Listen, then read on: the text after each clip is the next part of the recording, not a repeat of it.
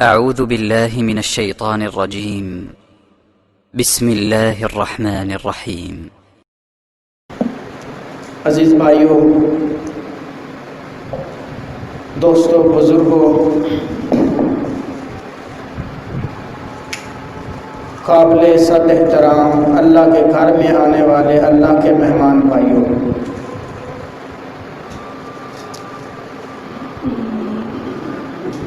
اللہ تبارک و تعالیٰ کا بہت بڑا احسان، کرم، فضل، ہم اللہ کے گھر میں حاضر ہوئے۔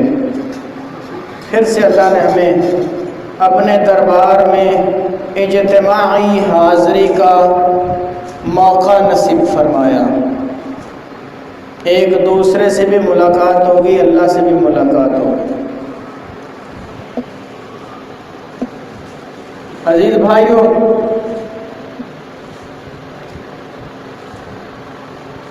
ہر انسان دنیا میں کامیابی چاہتا ہے، لیکن کامیاب وہی ہوں گے جو اللہ والے ہیں۔ اور اللہ والے کون ہیں؟ ہم نے پچھلے خطبہ جمعۃ المبارک میں یہ بات سمجھی، سنی، پڑھی، سنائی۔ اہل اللہ اہل القرآن، جو قرآن والے ہیں وہ اللہ والے ہیں۔ اب اللہ کے قریب ہونے کا واحد ذریعہ جو ہمیں اللہ کے قریب ہونے کا طریقہ بتاتا ہے وہ اللہ کا قرآن ہے، اللہ کا کلام ہے۔ اس پر ہماری بات چل رہی ہے۔ تیسرا جمعہ آج ہمارا قرآن مجید پہ چل رہا ہے۔ اللہ خالق کائنات سے دعا ہے کہ جو میں آپ بھائیوں کے لیے پیارے پیغمبر محمد الرسول اللہ صلی اللہ علیہ وسلم کی زبان مبارکہ، مطہرہ، مقدسہ سے چند پھول چن کے لاتا ہوں، اللہ ان کو ہمیں اپنے جھولیوں میں سمونے کی توفیق عطا فرمائے۔ قرآن مجید کی اہمیت، فضیلت، اس پر ہماری بات چل رہی ہے۔ پچھلے جمعے میں ہم نے جو آخری حدیث پڑھی تھی کہ جس گاؤں میں، جس پنڈ محلے میں چھوٹے بچے قرآن پڑھیں تو وہاں سے اللہ اپنے عذاب کو اٹھا لیتا ہے۔ عذاب آ رہا ہوتا ہے، اللہ دیکھتا ہے بچے پڑھ رہے ہیں، اللہ عذاب واپس بلا لیتا ہے کہ ان پر عذاب نازل نہیں کرنا۔ کیا مطلب؟ بچوں کے قرآن پڑھنے کی وجہ سے اللہ تبارک و تعالیٰ اپنا غصہ ختم فرما دیتے ہیں۔ چھوٹی بات نہیں ہے بھائیوں۔ اسی بات سے آج ہم انشاءاللہ آگے چلیں گے۔ رسول اللہ صلی اللہ علیہ وسلم نے فرمایا، سنن دارمی میں حدیث موجود ہے، عبداللہ بن عباس رضی اللہ تعالی عنہ، یہ عباس نبی اکرم صلی اللہ علیہ وسلم کے چچا ہیں۔ تھوڑی سی یہ معلومات بھی انشاءاللہ آئندہ سے رات بیٹھے بیٹھے بس ایسے خیال آیا کہ صحابہ کے بارے میں بھی کچھ نہ کچھ تھوڑی معلومات ہونی چاہیے ساتھ ساتھ۔ تو یہ عبداللہ بن عباس، تو عباس اللہ کے رسول کے چچا ہیں اور عبداللہ رسول اللہ کے چچا زاد بھائی ہیں، چچیرے بھائی، پتریر میرے خیال میں ہماری پنجابی میں کہتے ہیں، پتریر۔ وہ بیان کرتے ہیں رسول اللہ صلی اللہ علیہ وسلم نے فرمایا، ان الرجل الذی لیس فی جوفہ شیء من القرآن کالبیت الخرب۔ ہم نے پہلے یہ حدیث پڑھی تھی کہ جس گھر میں قرآن پڑھا جائے وہ گھر خوشحال ہوتا ہے۔ جس دل میں قرآن ہو وہ دل خوشحال ہوتا ہے۔ اب بات یہ ہے کہ جس دل میں قرآن ہی نہیں ہے، فرمایا ان الرجل الذی لیس فی جوفہ شیء من القرآن، رسول اللہ صلی اللہ علیہ وسلم نے فرمایا جس انسان کے دل میں رب کا کلام قرآن نہیں ہے، کل بیت الخارب، ایسے ہے جیسے اجڑا ہوا گھر ہے۔ اجڑا ہوا گھر، تباہ و برباد گھر، پتہ نہیں کتنے عرصے बंद पड़ा हुआ घर। बात समझने की है भाइयों, 3 4 5 साल कोई घर बंद रहे ना, हमारे इलाके में बात मशहूर हो जाती है जी इस घर में जिन्न ने। फिर उस घर में कोई भी जाता नहीं, क्यों जी? उजड़ा पड़ा है। जिस बंदे का दिल उजड़ जाए, क्या ख्याल है, उस बंदे के पास लोग आएंगे, उसे मुआशरे की मोहब्बत मिलेगी, उसे मुआशरे का ताउन और सुकून मिलेगा? और भाई कभी नहीं मिल सकता। और जाओ गली मोहल्ले चौक चौराहे अपने मुआशरे में, कसम अल्लाह की मेरे मुहतरम भाइयों, जो कुरान पढ़ने वाले हैं वो आपको खुश नजर आएंगे, जो कुरान नहीं पढ़ने वाले लाखों अरबों खरबों के मालिक जलील और रुस्वा नजर आएंगे। ये बात कोई ऐसी नहीं जो हमें समझना है। अल्लाह वाले, सादा लोग, सादा जिंदगी गुजारने वाले, मस्जिद में सफ पर बैठने वाले, इन्हें उस रब्बुल इज्जत ने दिल का सुकून अता फरमाया है। मौसम के मुताबिक रंग बदलने वाले, मौसम के मुताबिक अपना मिजाज बदलने वाले, लाखों करोड़ों के मालिक, कोठियों बंगलों के मालिक, अगर उनके पास रब का कुरान नहीं है तो वल्लाह भाइयों धक्के खाते फिरते हैं। रात को सोने के लिए भी उन बेचारों को गोलियां खाना पड़ती हैं। अल्लाह अकबर। तो मेरे अजीज भाइयों, मैं निहायत मुअद्दबाना गुजारिश करता हूँ, मेरे जिन भाइयों को कुरान नहीं आता कुछ न कुछ याद कर लें, कुछ न कुछ छोटी छोटी सूरतें याद कर लें। कम से कम उसका दिल उजड़ा घर तो ना हो, कुछ तो आबादी हो दिल में, कुछ तो फिक्र हो आखिरत की, कुछ तो जिक्र हो रब का, कुछ तो तलब हो जन्नत की, कुछ तो खौफ हो जहन्नुम से, कुछ तो होगा ना होने से तो बेहतर है ना। अल्लाह अकबर। फिर इतनी बात नहीं है, जिस दिल में रब का कुरान हो उस दिल की इज्जत दुनिया में भी होती है, आखिरत में भी होती है। सही बुखारी में हदीस है, साल बिन साद रजी अल्लाह ताला अन्हु बयान करते हैं, अततिन नबी इमरातुन, एक दिन अल्लाह के रसूल सल्लल्लाहु अलैहि वसल्लम मजलिस में तशरीफ फरमाए।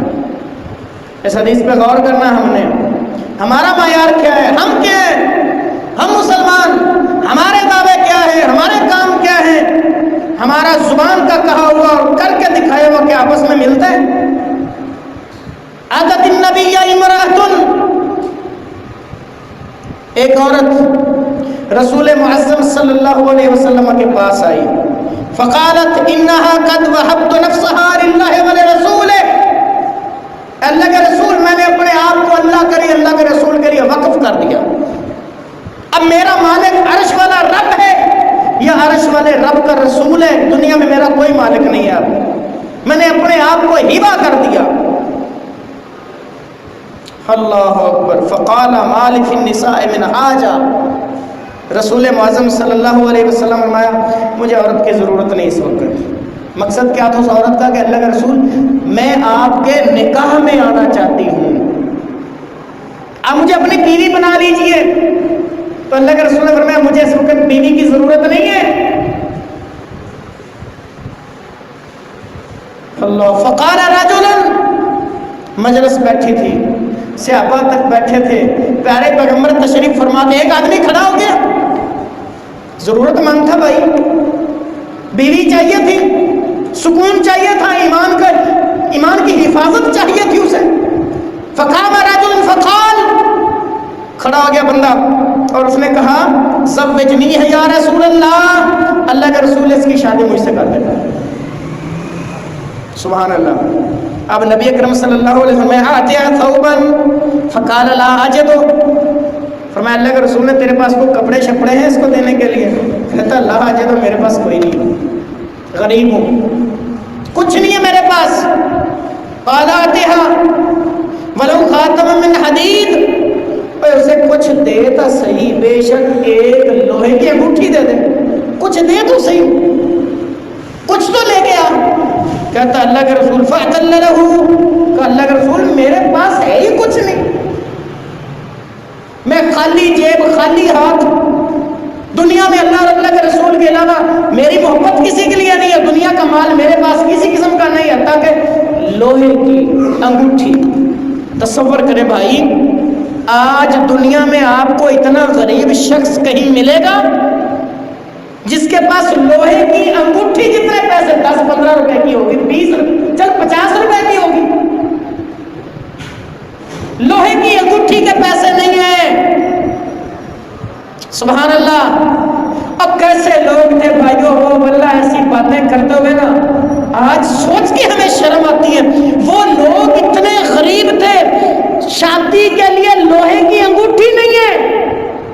عرش والا رب کہتا ہے رضی اللہ عنہ ورضوا عنہ، میں ان پر راضی ہے، مجھ پر راضی، فإن آمنوا بمثل ما آمنتم به فقد اهتدوا۔ قیامت تک آنے والے لوگ ان صحابہ جیسے بنو گے، رب کہتا ہے کہ تمہیں قبول کروں گا، ان کے راستے پہ نہیں چلو گے تمہیں قبول نہیں کروں گا۔ حالت کیا ہے؟ لوہے کی انگوٹھی کوئی نہیں، اتنی غربت، اتنا افلاس۔ بہرحال میرا موضوع یہ نہیں ہے، میں اپنے موضوع کی طرف آپ بھائیوں کے لاتا ہوں۔ اللہ کے رسول صلی اللہ علیہ وسلم نے اگلا سوال کیا، فقال ما معك من القرآن، میرے صحابی تجھے کچھ قرآن یاد ہے؟ اس بات پہ غور کرنا ہے۔ آج ہم بھی رشتے کرتے ہیں، آج ہم بھی شادیاں کرتے ہیں، پھر بربادیاں بھی ہوتی ہیں، پھر گھر اجڑتے بھی ہم دیکھتے ہیں۔ کیوں؟ اس کی سب سے بڑی وجہ دنیا کا مال ہے، دنیا کا سٹیٹس ہے۔ یہ خاندان اور برادری والے جو ہم نے پابندیاں اور قیدیں ڈال رکھی یہ ہیں، تباہیاں اور بربادیاں اور ویرانیاں اور جناب پتہ نہیں کیا کیا ہو جاتا ہے رشتہ داریوں میں، یہ بھی رشتہ داری قائم ہو رہی ہے۔ قرآن پہ اگر ہم رشتہ داریاں بنائیں گے عرش والا رب بھی راضی ہوگا، گھروں میں سکون بھی ہوگا بھائیوں۔ اب جس دل میں قرآن ہے اس دل کی قدر رسول اللہ نے کتنی فرمایا، کیا ماما کا من القرآن، تجھے کچھ قرآن یاد ہے؟ قال کذا و کذا، اللہ کے رسول مجھے قرآن مجید کی فلاں فلاں سورت زبانی یاد ہے۔ اللہ اکبر۔ قال فقد زوجتکھا بما معک من القرآن، تجھے یہ جو قرآن کی صورتیں یاد ہیں نا، میں نے ان کے بدلے میں تیرے اس عورت سے نکاح کر دیا۔ اللہ اکبر۔ دنیا میں دو ہی چیزیں نا بھائیو جس کے لیے انسان سٹرگل کرتا ہے، بھاگتا ہے، سروائیو کرتا ہے، دنیا میں محنت کرتا ہے، خون پسینہ، ایک عورت، ایک پیسہ۔ پیسہ بنیاد ہے، پھر عورت ملتی ہے۔ یہاں پر پیسے کو رسول اللہ نے ٹھوکر مار کے عورت کو صحابی کے عقد میں نکاح میں دے دیا، اور پیسے کے قائم مقام کسے کھڑا کیا؟ قرآن مجید کو۔ ہم کرتے ہیں آج ایسے، منڈا کرتا کی ہے، ان کی جائیداد کنی ہے، نوکری کتنے کرتا ہے، ماہانہ تنخواہ کتنی، خاندان، نسل، برادری، قوم کیڑی، یہی ہے نا، سٹیٹس کیسا ہے۔ پر چھوڑ دیں بھائی، کیا پڑا ان چیزوں میں، ہم کہاں جا رہے ہیں؟ ہم مسلمان ہیں بھائی، اور میرے محترم بھائیوں ہم مسلمان ہیں۔ لقد كان لكم في رسول الله اسوة حسنة، مسلمان ہے اور مسلمان کے لیے سب کچھ رسول اللہ صلی اللہ علیہ وسلم۔ اس تعلیم کو اپنائیں، دیکھنا گھروں میں کیسے سکون آئے گا۔ چھوڑ دو یہ الٹی الٹی شرطیں جو ہم لگاتے ہیں نکاح پر۔ اچھا میرے کو اور عجیب بات ہے، شادی ہے، ڈول بھی چل رہا ہے، گانے بھی چل رہے ہیں، تماشا بھی چل رہا ہے، کنجریوں کا ڈانس بھی چل رہا ہے، فلمیں گانے بھی چل رہے ہیں، ساری دنیا کی بے غیرتی اس شادی میں۔ جب نکاح کا وقت ہے مولوی صاحب آ جائیں، حق مہر کی بات، مولوی صاحب شرعی حق مہر رکھو۔ جب تو نے کنجریاں نچائی تجھے شریعت یاد نہیں آئی؟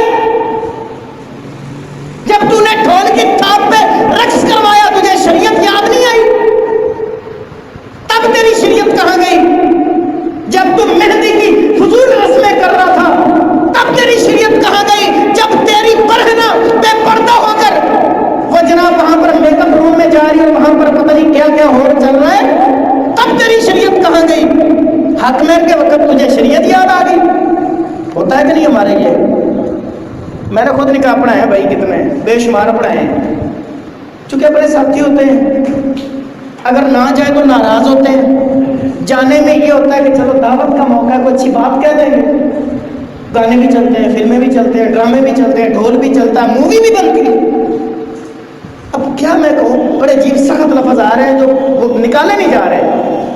شرم نہیں آتی ہے اپنے گھر کی بہو بیٹی اس کی مووی بنانے کے لیے باہر سے ایک مشتندہ اسپیشل آیا ہوتا ہے وہاں۔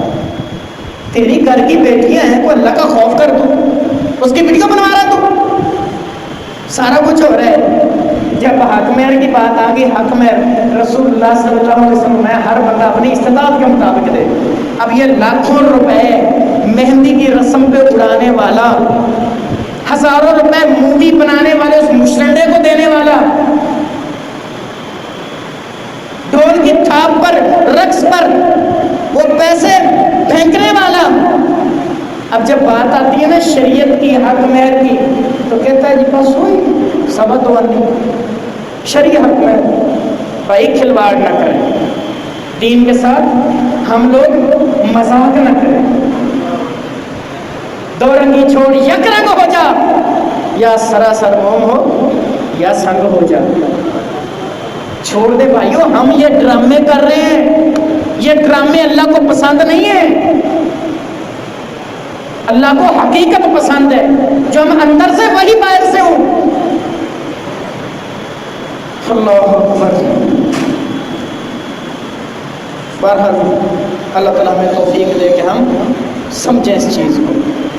موضوع نہیں ہوتا، بس موضوع میں سے کچھ ایسی چیزیں آ جاتی ہیں ساتھ ساتھ۔ موضوع تو ہمارا قرآن مجید چل رہا ہے، قرآن مجید کی فضیلت چل رہی ہے، اس طرح کی باتیں آ جاتی ہیں، ہو جاتی ہیں اصلاح کے لیے۔ اللہ عمل کی توفیق عطا فرمائے۔ عزیز بھائیوں، ہر بندہ چاہتا ہے کہ اس کی خواہش پوری ہو۔ ہم میں سے ہر بندہ اپنی خواہش کو پورا کرنا چاہتا ہے، اپنی ضرورت کو پورا کرنا چاہتا ہے، دل کا سکون، دنیا میں چین اور سکھ حاصل کرنا چاہتا ہے۔ بہترین حل ہے، کیا حل ہے؟ ابو سعید خدری رضی اللہ تعالیٰ عنہ بیان فرماتے ہیں، ترمذی میں صحیح حدیث، فرمایا یقول الرب عز وجل، اللہ کے رسول نے فرمایا کہ اللہ خود فرماتا ہے، غور کریں بات پر، صحابی نہیں کہہ رہا، رسول اللہ بھی نہیں کہہ رہے، بلکہ اللہ خود فرما رہا ہے۔ یقول الرب عز وجل، اللہ خود فرماتا ہے۔ سبحان اللہ، کیسی آفر ہے بندوں کے لیے جو اللہ خود دے رہا ہے۔ اور آفر کیا ہے؟ من شغلہ القرآن عن ذکری و مسئلتی، جس بندے کو اس کے مسائل کی جگہ میرے قرآن نے مشغول کر لیا، کام کرنا تھا، کوئی مسئلہ تھا، کوئی پریشانی تھی، کوئی ٹینشن تھی، ذہنی دباؤ تھا، اس کو حل کرنے کی بجائے یہ بندہ اس نے چپ کر کے کیا وضو، اٹھایا قرآن اور پڑھنا شروع کر دیا۔ دنیا میں کسی کو جا کر نہیں کہا جی میں یہ میری مصیبت، مسئلہ، پریشانی، ٹینشن اس کو حل کر دیں، کسی کو نہیں کہا، چپ کر کے وضو کیا، قرآن اٹھایا، بیٹھ کے پڑھنا شروع کر دیا۔ سبحان اللہ۔ تو اللہ رب العزت کیا فرماتے ہیں؟ اعطیتہ افضل ما اوتی السائلین۔ سبحان اللہ بھائیو، بات پر غور کرنا۔ اللہ فرماتے ہیں میں اس بندے کو اس بندے سے زیادہ دوں گا جو میرے سامنے اپنی پریشانیوں کا حل مانگنے کے لیے بیٹھ جائے، اس کی پریشانیاں بھی حل کروں گا۔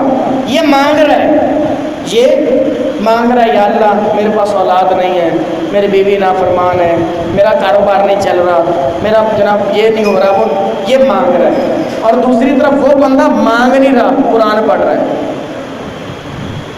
غور کریں بھائیو، قرآن پڑھ رہا ہے، کچھ بھی نہیں مانگ رہا، بس دل میں یہ ہے کہ اللہ میں نے جو جو مانگنا تجھے پتہ ہی ہے، میرے دل سے زیادہ میرے قریب اللہ تو ہے، تو میں کیا کیا بتاؤں، شاید میرے مانگنے میں کوئی چیز میں بھول جاؤں، اللہ تو نہیں نہ بھولا۔ تو یہ مانگنے کے بجائے اللہ کا کلام قرآن پڑھنے کے لیے بیٹھ جاتا ہے۔ تو رسول اللہ صلی اللہ علیہ وسلم فرماتے ہیں، اللہ فرماتا میں اس بندے کو جو مانگ نہیں رہا، اس بندے سے جو مانگ رہا میں زیادہ دوں گا۔ کیا کیا خیال ہے بھائی، ہمارے مسائل کا حل ہے کہ نہیں؟ پھر ہم کیوں پریشان ہیں، دھکے کھا رہے ہیں، کبھی در بدر، کبھی ادھر کی ٹھوکریں، کبھی ادھر کی ٹھوکریں، اس در کبھی اس در. چھوڑ دے بھائی پھر سب کچھ، اپنا ایمان اور عقیدہ مضبوط کریں. اور واللہ بھائیو، جو اپنا عقیدہ، ایمان، عزم مضبوط کر کے اس پر قائم ہو جائے گا، اللہ اس کو کبھی مایوس نہیں لوٹائے گا، اللہ اس کو کبھی خالی ہاتھ واپس نہیں بھیجے گا. یہ اللہ کا عہد ہے بندوں سے. اللہ اکبر. اور فرمایا اللہ تعالیٰ کیا فرماتے ہیں، وَفَضْلُ كَلَامِ اللَّهِ عَلَىٰ سَائِرِ الْكَلَامِ كَفَضْلِ اللَّهِ عَلَىٰ خَلْقِهِ. دنیا والوں، اللہ کے کلام قرآن مجید کی فضیلت ساری دنیا پر ایسے ہے جیسے اللہ کی فضیلت مخلوق پر ہے. اب کہاں مخلوق، کہاں خالق، کہاں عرش کا مالک، فرش کا مالک، کہاں ہم کیڑے مکوڑے، کہاں ہماری حیثیت، کہاں اس کائنات کو بنانے والا اللہ. کوئی موازنہ ہی نہیں ہے بھائی، کوئی مقابلہ سوچا بھی نہیں جا سکتا.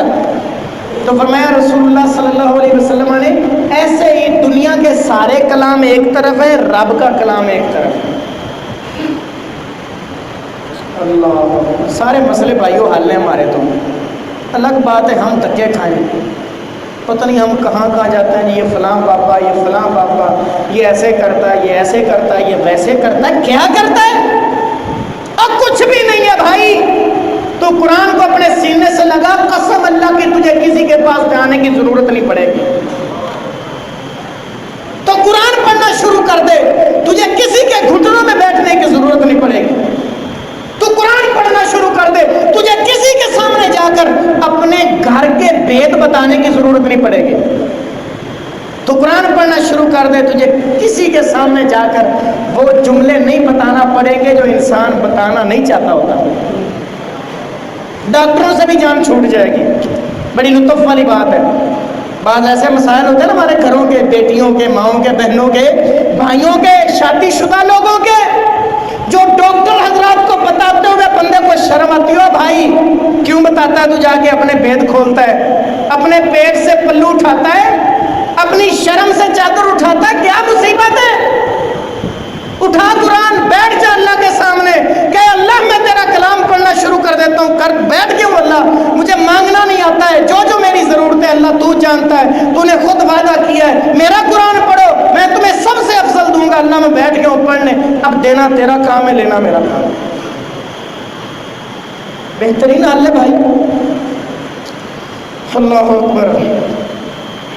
اسی طرح رسول اللہ صلی اللہ علیہ وسلم نے فرمایا، ابو ہریرہ رضی اللہ تعالیٰ عنہ بیان کرتے ہیں، ابو داؤد میں صحیح حدیث، سبحان اللہ، کیا فرمایا، مجتمع قوم من بیت فی بیوت اللہ. کچھ لوگ، مجتمع قوم فی بیت من بیوت اللہ، اللہ کے گھروں میں سے کسی گھر میں بھی. اللہ کے گھر المساجد، مسجد اللہ کا گھر ہے. کسی بھی مسجد میں، دنیا کے کسی کونے میں کچھ لوگ کیا کرتے ہیں، اللہ کے گھر میں بیٹھ جاتے ہیں. یتلون کتاب اللہ، وہ اللہ کا کلام، اللہ کی کتاب قرآن مجید کی تلاوت کرتے ہیں. وَيَتَدَارَسُونَهُ، اس کو سیکھتے ہیں. یہ اللہ کا جو کلام خط ہمارے پاس آیا ہے، اس میں اللہ نے کیا لکھا ہے، اس کو سیکھتے ہیں، پڑھتے ہیں، سنتے ہیں، سناتے ہیں، سمجھتے ہیں، سمجھاتے ہیں. تو ہوتا کیا ہے، اللہ اکبر، الا نازلت علیہم السکینہ، اللہ ان پر سکینت کو نازل کر دیتے ہیں. آسمان سے اللہ سکون نازل کر دیتے ہیں. میرے بھائی، میں بڑے دعوے سے یہ بات کہتا ہوں، جب کبھی آپ میں سے کسی بھائی کو پریشانی ہونا، مسجد میں آ کے قرآن پڑھنا شروع کر دینا، آپ کی پریشانی اللہ کے فضل و کرم سے دیکھنا کم ہونا شروع ہو جائے گی. تجربہ کر لیں آپ. ہم لوگ نا پریشانی میں ناشکری کا پہلو بناتے ہیں. ناشکری کا پہلو نہیں بنانا چاہیے. پریشانی میں اللہ کے قریب آنا چاہیے. جب کبھی آپ میں سے کسی بھائی کو پریشانی ہو، بجائے اس کے کہ جب فلاں کے پاس جاؤں، فلاں کو بتاؤں، فلاں، کسی کو نہ بتائیں. چپ کر کے اللہ کے گھر میں آ جائیں. کیونکہ جب پریشانی ہوتی ہے تو دل کا سکون ختم ہو جاتا ہے. اب دل کا سکون لینا ہے تو سوائے عرش والے رب کے دنیا کی کوئی ذات بات سکون نہیں دے سکتی. تو کیا کریں؟ اللہ کے گھر میں آ جائیں، مسجد میں وضو کریں، قرآن 2 نفل پڑھیں، بیٹھ کے قرآن پڑھنا شروع کر دیں تو کیا ہوگا؟ اللہ اکبر. نازلت علیہم السکینہ، اللہ سکونت، سکینت، سکون، امن، دل کا چین آسمان سے نازل کرنا شروع کر دیں گے. اور کیا ہوگا؟ وغشیہتہم الرحمہ. تو جو لوگ اللہ کا قرآن اللہ کے گھر میں بیٹھ کے پڑھتے ہیں ان کو اللہ کی رحمت ڈھانپ لیتی ہے. وحفتہم الملائکہ، اور اللہ کے فرشتے ان کو اپنے سائے میں لے لیتے ہیں. کون لوگ ہیں؟ جو قرآن پڑھ رہے ہیں، پڑھا رہے ہیں، سیکھ رہے ہیں، سن رہے ہیں، سنا رہے ہیں، سمجھ رہے ہیں، سمجھا رہے ہیں، قرآن کی محفل لگا کر بیٹھے ہیں. اللہ کی طرف سے رحمت، سکونت، فرشتے ان کا نزول ہوتا ہے. وَذَكَرَهُمُ اللَّهُ فِي مَنْ عِنْدَهُ. اللہ اکبر. کیا بات ہے بھائیو، یہ تو انعام ہیں ہی ہیں. اللہ سارے عرش کی مخلوق جتنی اللہ کے پاس موجود ہے، اللہ سب کو اکٹھا کرتا ہے، اپنے پاس بلاتا ہے اور پاس بلا کر کہتا ہے فلاں دنیا کے کونے میں، فلاں مسجد میں، فلاں نام کے میرے بندے میرا قرآن پڑھ رہے ہیں. وذکرہم، اللہ ان کا ذکر کرتا ہے، ان کا نام آسمان پر لیا جاتا ہے. دنیا میں نا کسی کی پوزیشن آ جائے، اسکول پڑھتے ہیں، چلو مثال ہے 10ویں کلاس، پہلی پوزیشن، بورڈ ٹاپ کر لیا. اب اس کا نام الاؤنس ہوتا ہے، زیادہ سے زیادہ 3 سے 4 فٹ اونچا ہوتا ہے نا جی وہ اسٹیج بنا ہوا. اس 3 سے 4 فٹ اونچے اسٹیج سے اسپیکر پر نام لیا جاتا ہے تو بندہ بھولے نہیں سماتا، چوڑا ہو جاتا ہے کہ میری پہلی پوزیشن. جس کا نام تصور کریں عرش پہ لیا جائے، جس کی پیمائش ہی کوئی نہیں، پتہ ہی نہیں ہمیں کتنا ہی یہاں سے لگا ہی نہیں سکتا کوئی پیمائش اس کی، جس کا نام عرش پہ لیا جا رہا ہو، اس سے بڑا خوش قسمت کیا ہو، کون ہو سکتا ہے؟ تو بھائیو کوشش کریں قرآن اس کو پڑھیں، جتنا پڑھ سکتے ہیں پڑھیں، جتنا وقت اس کو دے سکتے ہیں دیں. اللہ اکبر. اسی طرح قرآن پڑھنے والا ابو امامہ باہلی کہتے ہیں، سنن دارمی میں حدیث ہے کہ اقرأ القرآن، قرآن پڑھا کرو، کیونکہ لن يعذب اللہ قلبا وعى القرآن، جس دل میں قرآن ہوگا اللہ اس کو عذاب نہیں دے گا. جس دل میں قرآن ہوگا بھائیو اللہ اس کو عذاب نہیں دے گا. میں نے پہلے کہا کچھ نہ کچھ سارے بھائی، کوئی 2 4 5 6 8 10 چھوٹی چھوٹی صورتیں جنہوں نے قرآن نہیں پڑھا کم وہ یاد کر لیں، لیکن جنہوں نے نہیں نہ پڑھا ان کے لیے بڑی عظیم خوشخبری ہے. اگلی حدیث وہی جو میں آپ بھائیوں کے سامنے پڑھنے لگاؤں. رسول اللہ صلی اللہ علیہ وسلم نے فرمایا، عائشہ رضی اللہ تعالی عنہا ام المؤمنین وہ بیان کرتی ہیں، صحیح مسلم میں حدیث ہے، کہتی ہیں اللہ اکبر، الماہر بالقرآن مع صفرۃ الکرام، جو قرآن پڑھنے میں ماہر ہے، ماہر قاری قرآن، یہ قیامت والے دن اونچے درجے کے نیک لوگوں کے ساتھ بیٹھے گا. اور کیا ہوگا؟ والذی یقرأ القرآن ویتتعتع فیہ، وہ بندہ جو قرآن کو پڑھنا ہے پر پڑھنا نہیں آتا.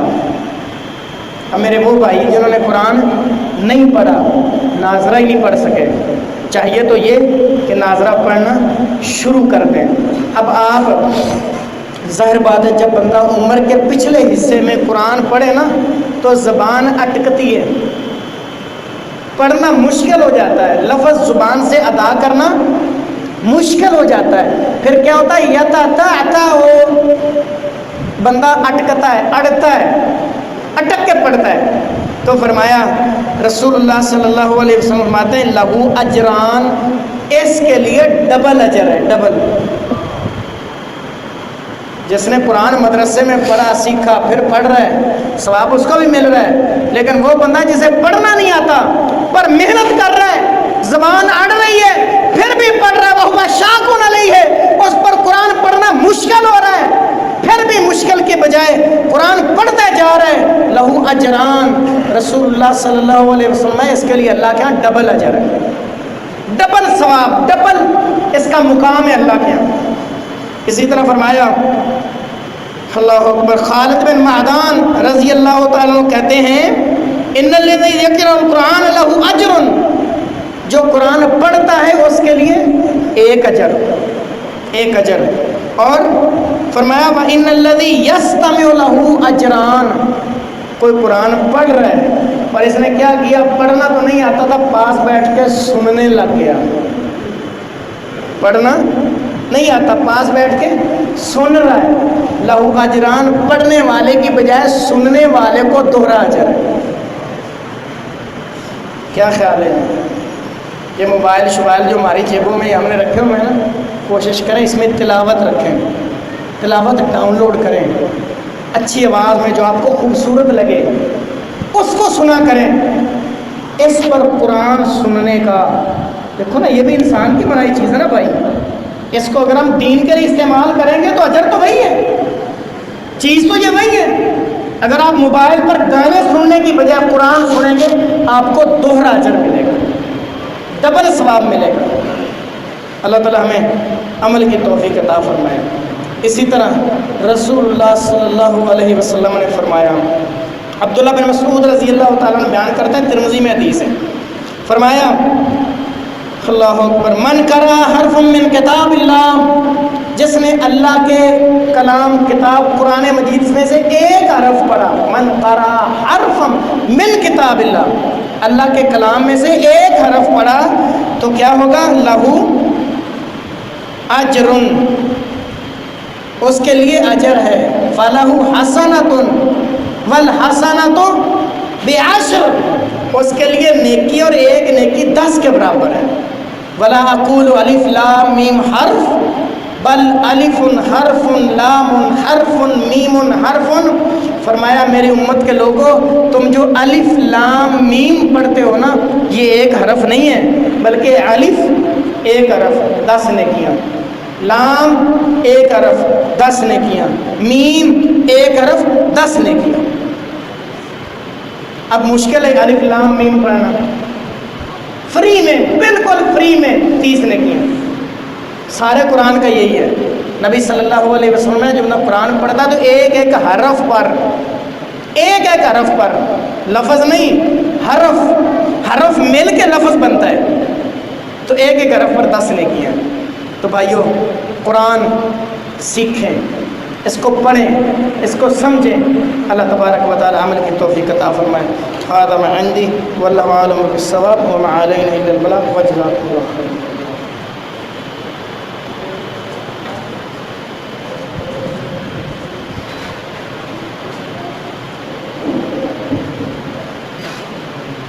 ان الحمد لله نحمده ونستعينه ونستغفره ونعوذ بالله من شرور انفسنا ومن سيئات اعمالنا، من يهده الله فلا مضل له ومن يضلل فلا هادي له، واشهد ان لا اله الا الله وحده لا شريك له، واشهد ان محمدا عبده ورسوله۔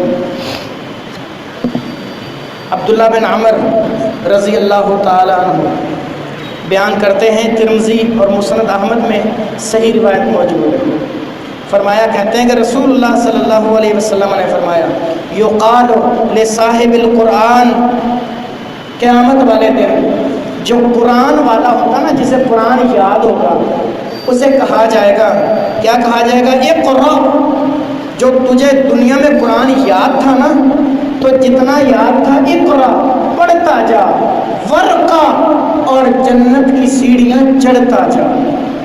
جتنا قرآن یاد تھا آج تو جنت میں پڑھنا شروع کر اور جنت کی سیڑھیاں چڑھنا شروع کر، اور کیا ورتل کما کنتا ترتل فی الدنیا، جس طرح دنیا میں پڑھتا تھا ویسے پڑھنا ہے۔ تو دنیا میں بھائیو خوبصورت کر کے ہمیں قرآن پڑھنا چاہیے، آہستہ آہستہ پڑھنا چاہیے، ٹھہر ٹھہر کے پڑھنا چاہیے، تاکہ جنت میں جب ہمیں موقع ملے ہماری دوڑ تیز ہو، زبان سست ہو۔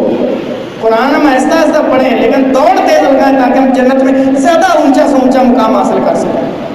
تو فرمایا دنیا میں جیسے پڑھتا تھا پڑھتا جا، فَإِنَّ مَنزِلَتَكَ عِنْدَ آخِرِ آیَةٍ تَقْرَؤُهَا، جہاں تو اپنی آخری آیت پڑھے گا وہاں تیرا جنت میں مقام ہوگا۔ یہ کس کو پروٹوکول ہے؟ جو قرآن پڑھنے والا ہے۔ اللہ اکبر۔ اور وہ ماں باپ، آخری حدیث، ٹائم اوپر جا رہا ہے، میں دیکھ رہا ہوں کچھ بھائی بھی آ رہے ہیں، چلو 2-3 منٹ اور لے لیتے ہیں۔ ماں باپ جو اپنے بچوں کو قرآن حفظ کرواتے ہیں، ان کا مقام کیا ہے؟ غور کریں بھائیو، اس پر سوچئے گا، اس پر ضرور، اور ضرور سوچئے گا جا کر کہ میں اپنے بیٹے اور بچے اور بیٹی کو کیا بنا رہا ہوں؟ انگریز بنا رہا ہوں، حافظ قرآن بنا رہا ہوں، دین سکھا رہا ہوں، دنیا سکھا رہا ہوں، کس طرف لے کے جا رہا ہوں؟ کہیں ایسا تو نہیں میرے مرنے کے بعد میرا بیٹا اور میری بیٹی اس کو جنازے کی دعا بھی نہیں آئے گی؟ یا ایسا ہے کہ میرے مرنے کے بعد میرا بیٹا حافظ قرآن ہوگا اور جنت میں مجھے قیامت والے دن مجھے پروٹوکول دیا جا رہا ہوگا یہ فلاں کا باپ ہے، حافظ قرآن ہے، اور اس کو مقام کیا ملے گا؟ معاذ بن انس رضی اللہ تعالیٰ عنہ بیان کرتے ہیں، مسند احمد میں حدیث ہے، کہتے ہیں من قال سبحان اللہ العظیم نبت له غرس فی الجنہ، جو دنیا میں سبحان اللہ العظیم کہے گا اس کا جنت میں ایک درخت لگ جائے گا۔ جنت میں ایک درخت، کس پر؟ سبحان اللہ کہنے پر۔ اور ایک درخت جنت کا بھائیوں کتنا ہوگا؟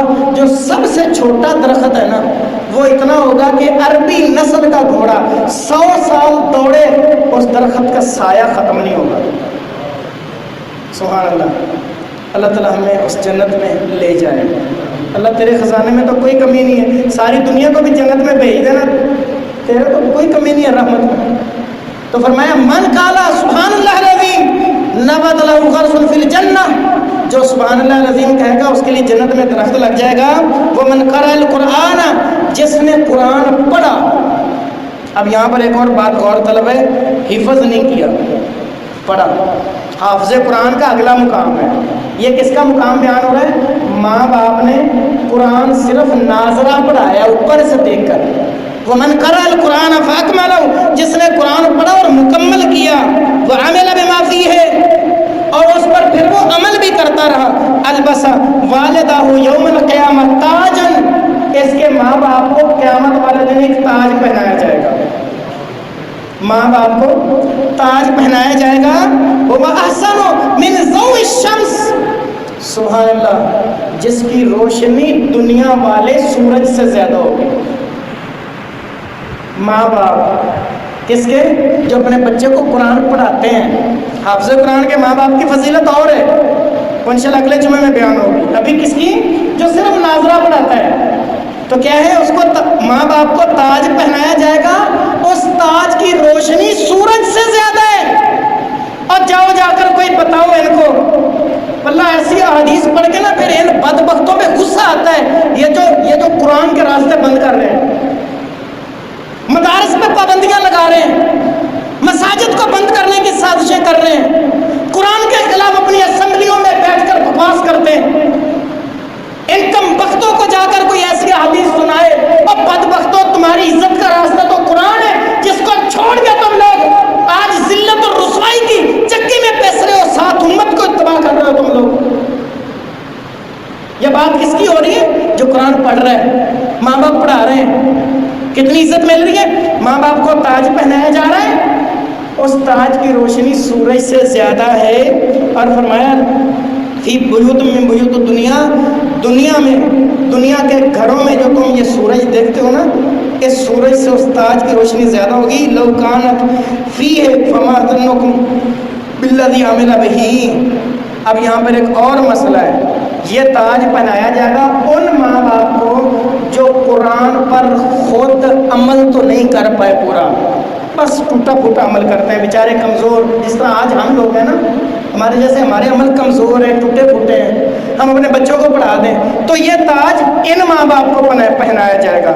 اللہ کے رسول نے فرمایا اگر وہ ماں باپ بھی قرآن پر عمل کریں تو پھر ان ماں باپ کا مقام کیا ہوگا؟ یہ مقام بیان نہیں کیا، نیچے والا درجہ بیان کر دیا، اوپر والا بتایا نہیں، انسان سوچتا ہی رہ جائے۔ تو میرے بھائیوں، عزیز دوستوں، بزرگوں، کوشش کریں اس قرآن کو پڑھیں، قرآن کو پڑھیں۔ یہ جو لوگ کہتے ہیں نا پاکستان بنانے میں بیٹھا تو مجھے تو صحیح بات ہے بڑا عجیب لگا. پچھلے جمعے میں نے بتایا تھا, کہتے ہیں جی پاکستان بنانے میں دین والوں کا حصہ کوئی نہیں ہے. دین والوں کا, علامہ اقبال رحمۃ اللہ علیہ نے اس پر ایک بہت شاندار, یہ قرآن مجید ہم اس کی بات کر رہے ہیں نا, بڑا شاندار شعر کرا ہے, سن کے نا بندہ دنگ رہ جاتا ہے. کیا کہتے ہیں کہ صفحہ دہر سے باطل کو مٹایا کس نے. ان سے بھی سوال ہے, علامہ اقبال کا ہی سوال ہے ان سے. یہ جو لوگ آج کہہ رہے ہیں نا قرآن اور اسلام اور مذہبی لوگوں اور دین اور اتنا مسجد اور مدرسے کے خلاف بول رہے ہیں, انہی سے سوال علامہ اقبال کا ہے, میرا نہیں ہے, آپ کا نہیں ہے. کہتے ہیں کہ صفحہ دہر سے باطل کو مٹایا کس نے, نوع انسان کو غلامی سے چھڑایا کس نے. اللہ اکبر. اور کہا میرے کعبے کو جبینوں سے بسایا کس نے, میرے کعبے کو جبینوں سے بسایا کس نے, میرے قرآن کو سینوں سے لگایا کس نے. یہ اقبال کا شعر ہے جو اللہ کی طرف سے شعر بنا کے اقبال نے امت کو سمجھایا ہے کہ جو لوگ قرآن کو سینے سے لگائیں گے وہی صفحہ ہستی سے ظلم کو مٹائیں گے. اللہ عمل کی توفیق عطا فرمائے. ھذا ما عندی